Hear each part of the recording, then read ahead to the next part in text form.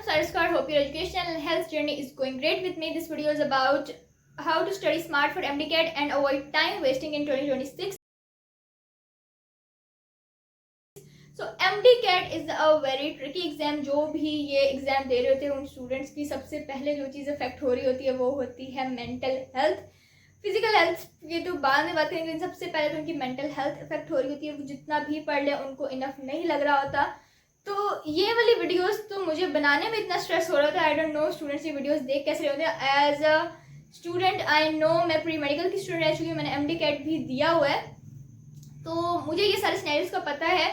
मैं MBBS के लिए तो नहीं दिया था, लेकिन जैसे भी मैंने दिया था और मैंने ये सारे फ्रेशर्स पे भी इसका प्रेशर देखे और रिपीटर्स पे इनका प्रेशर जो इम्प्रूव कर रहे थे इम्प्रूवर्स पे वो डबल से ट्रिपल हो जाता है. तो उस चीज़ में जब आप ये सारा कुछ स्ट्रगल कर रहे होते तो आपको अगर कभी आप अनप्रोडक्टिव हो जाओ, आपका कभी टाइम वेस्ट हो, तो आप उस चीज़ के बारे में बहुत बुरा फील करते हो कि स्टूडेंट्स मेरे से बाकी स्टूडेंट्स को इतनी लंबी रेस लगी या मुझसे आगे निकल जाएंगे या मैं कैसे स्मार्ट स्टडी करूँ.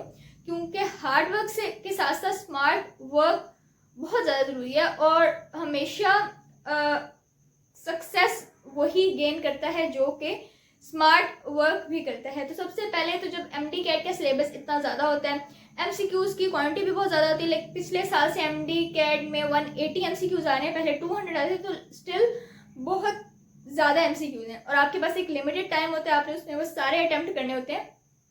तो कैसे आप बाकी बच्चों से एक स्टेप आगे या एक स्टेप अच्छी तैयारी कर सकते हो. तो सबसे पहले तो जो चीज़ है कि आपने जो टाइम डिवीजन है ना वो बहुत अच्छी तरह से करनी है. बायो, केमिस्ट्री, फिजिक्स होते हैं, उसके अलावा इंग्लिश और लॉजिकल रीजनिंग का पोर्शन होता है. तो लॉजिकल रीजनिंग के तो कुछ MCQs होते हैं वो आप कर लेते हो. इंग्लिश का पोर्शन भी उतना टफ नहीं होता. अब जिस तरह फिजिक्स है, physics is always famous for difficult MCQs, conceptual MCQs, जो उसके न्यूमेरिकल बेस्ड MCQs आते हैं, तो फिजिक्स का पोर्शन हमेशा लंबा आता है.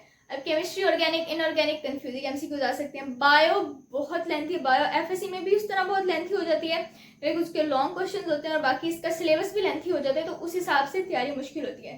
तो सबसे पहले तो आप इन पांचों कोर्सेज को एक ही लेवल पे लेके नहीं चल सकते. अगर आपको हो कि मैंने लॉजिकल रीजनिंग को भी 2 घंटे देने एक दिन में, इंग्लिश को भी, बायो को भी, केमिस्ट्री को भी, फिजिक्स को भी, तो ये आपकी सबसे बड़ी बेवकूफ़ी है. इस तरह नहीं होता. अब जो टॉपिक, जो कोर्स आपको ज़्यादा मुश्किल लग रहा है, हर बच्चा अपने उसका इंटेलेक्चुअल लेवल, उसका डिफिकल्टी लेवल, उसको क्या चीज़ मुश्किल लग रही है, क्या चीज़ आसान लग रही है, वो डिफरेंट होता है. तो आपको जो मुश्किल लग रहा है आपने हमेशा उन चीज़ों को प्रायोरिटाइज करना है, और जो आपको लग रहा है कि हो जाएगा ये, जिसका वैसे भी पोर्शन कम आना है, जिस तरह लॉजिकल रीजनिंग और इंग्लिश का उस तरह से, तो आपने उनको थोड़ा कम टाइम देना है. उसके बाद इंपॉर्टेंट टॉपिक्स.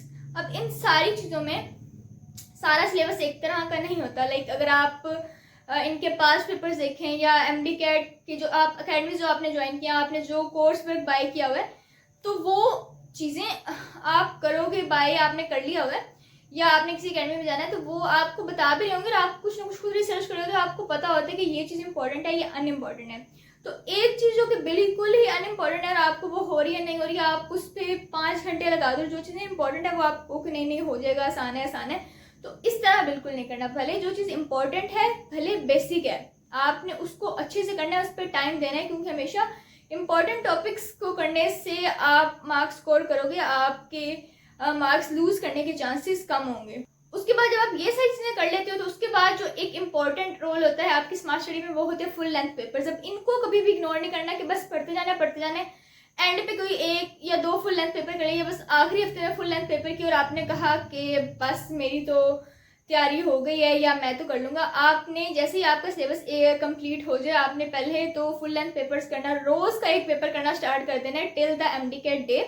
आने वो फुल लेंथ पेपर करना. अगर आप किसी अकेडमी में कर रहे हो तो वो तो ऑब्वियसली आपको उसी टाइम ड्यूरेशन के हिसाब से बना के भी देंगे, उसी टाइम ड्यूरेशन में आपसे कंडक्ट करवाएंगे और वापस लेंगे. इवन आप घर पे भी तैयारी करो तो आपने उसी टाइम ड्यूरेशन में करना है, उसी प्रेशर के साथ, उस चीज़ के साथ, और बाद में चेक करना है, अपनी मिस्टेक्स को एनालाइज करना है. और जब आप इसी तरह रोज़ पास्ट पेपर्स और फुल लेंथ पेपर्स करते हो, तो आपको एक स्टेमिना बिल्ड हो जाता है. और वो जो एक 180 MCQs, इतने जो MCQs आने, उसका वो जो एक प्रेशर होता है ना कि इतने कैसे होंगे, वो आहिस्ता आहिस्ता जब आपका स्टेमिना बिल्ड हो जाता है रोज़ कर करके, तो वो एक डर नहीं रहता. दूसरा, आपने अपने नोट्स बनाने हैं.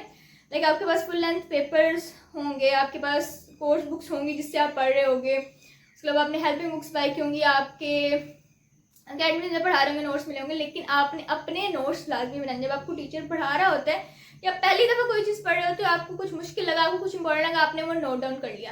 क्योंकि जो अपने नोट्स होते हैं ना, वो आप जब खुद एक तो चीज़ लिखते हो आपको वो एक अजबर हो जाती है और आपको वो अच्छे से, लेकिन जब आप उसको दोबारा पढ़ते हो तो आपको अपने नोट्स से ज़्यादा समझ आता है। तो हमेशा अपने नोट्स को प्रेफर करना है, खुद के नोट्स बनाने हैं एमडी कैट के लिए। बाकी as we all know Pakistan में मुश्किल एग्जाम है।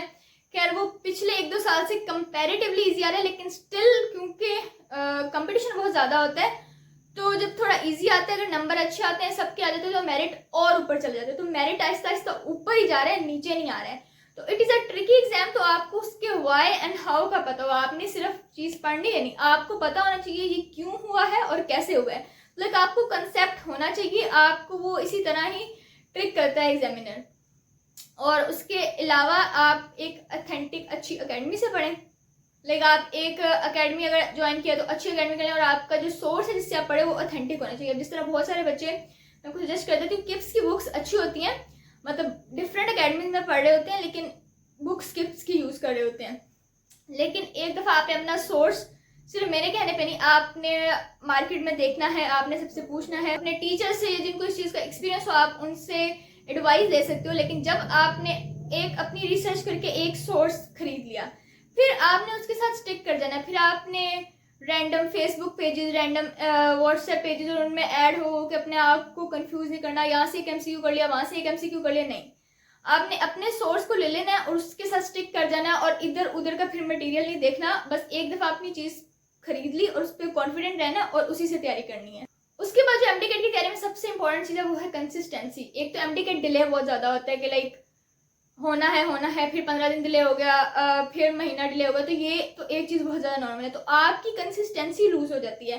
तो आपने बिल्कुल इस तरह नहीं करना है कि एक दिन 17 आवर्स पढ़ लिया और अगले दिन 2 घंटे भी नहीं पढ़ा जा रहा। आप भले 17 घंटे ना पढ़े, रोज़ 12 घंटे पढ़ें, पर पढ़ें, क्योंकि एमडी कैट में इतना टाइम वो ईजिली आपका एक्वायर करता है एमडी कैट।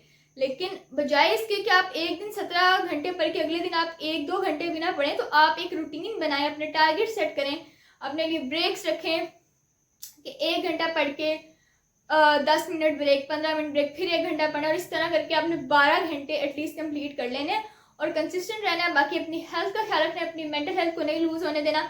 आपने ये नहीं सोचना एमडी कैट सिर्फ एक एग्जाम है और एमबीबीएस पे दुनिया ख़त्म नहीं है।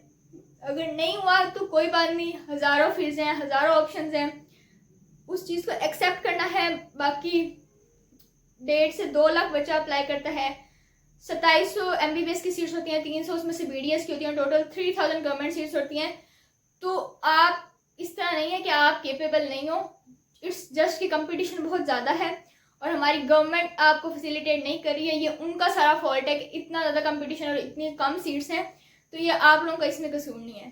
तो कोई बात नहीं, अपनी मेंटल हेल्थ को, अपनी फिजिकल हेल्थ को डिटेरियोरेट नहीं करना इसके लिए, और अपना ख्याल रखना है। बाकी all the best for your MD CAT 2026 to all the MD CAT aspirants. अपना ख्याल रखें। If you like this video, give this video a thumbs up, share it with all the MD CAT aspirants. We have a target of 10K subscribers, make it possible as fast as you can। अपना ख्याल रखें। Thank you so much. अल्लाह हाफिज़।